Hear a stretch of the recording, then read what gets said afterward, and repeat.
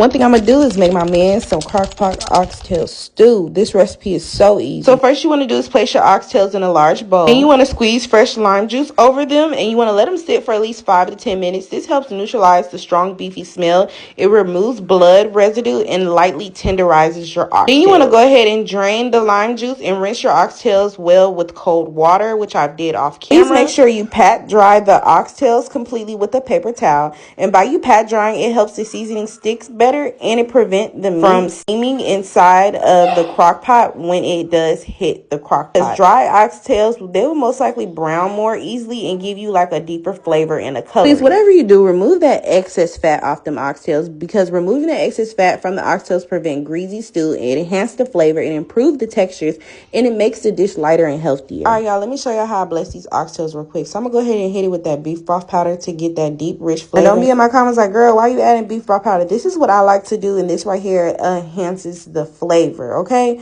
next we're gonna go ahead and hit it with that complete seasoning, because y'all know complete seasoning got everything but attitude. Now let's add a little bit of the Worcestershire sauce, aka the flavor boost, because nobody can pronounce it right. I like to just wing all of my seasoning. Do not be in my comments like, girl, how much you add? I don't know. Just add as much as you like until you feel like it's right. Next we're gonna go ahead and hit it with that Tony Creole seasoning for that southern slap. Now people are like, what the hell, why are you adding this? Trust the process. Trust the process.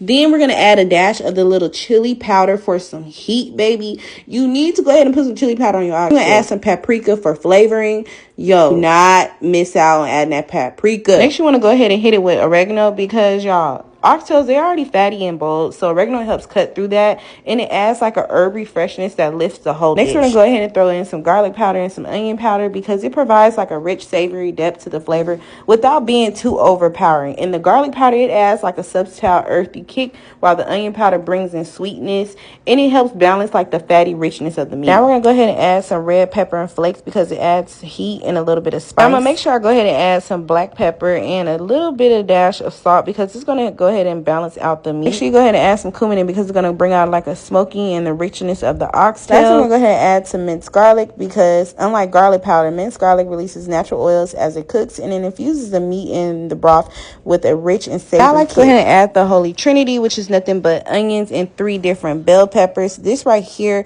it helps create that deep home cooked flavor that makes your oxtails taste like they've just been simmering in love all day. So let's go ahead and place our seasoned oxtails into the crock pot. You want to go ahead and make sure that they are laid evenly. I like to go ahead and have them on high first when I first start, then bring them down to low. Now we need to go ahead and add some beef broth to the crock pot. So I like to go ahead and just get 1 cup of water and that beef bouillon, mix it really good, and just pour it over my oxtails as they cook on low for 6 hours, y'all. You want to cook them for at least 6 hours or longer on low. And the reason for cooking them for 6 hours or more on low is because it's going to allow the oxtails to become very, very tender, and they're going to taste so good and fall off the bone. But if you enjoy content like this, follow for more.